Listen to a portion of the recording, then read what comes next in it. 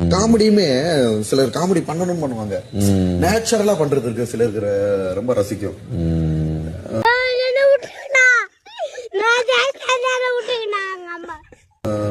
நீங்க காமெடி பண்ணதே இல்லல்ல, அவ்வளோ சீரியஸா தான் பண்ணுவீங்க. கரெக்டா சொல்றீங்க. கொஞ்சம் கஷ்டமான சீனா தான் செலக்ட் பண்ணுவேன். அதையுமே மக்களுக்கு சொல்ல தெரியாதுமா.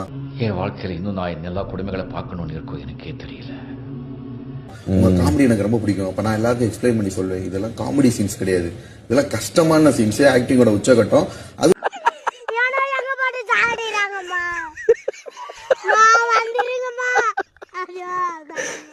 போக வந்து பாத்தீங்கன்னா ஒன்னு அதுக்குன்னு ஒரு தனி ஸ்டைல், அதுக்குன்னு ஒரு இது இருக்குமா, ஒரு பாடி லாங்குவேஜ். அதை பார்த்துட்டு வந்து மக்கள் உங்ககிட்ட நீங்க பண்ற காமெடி நல்லா இருக்குன்னு சொன்னாங்களா?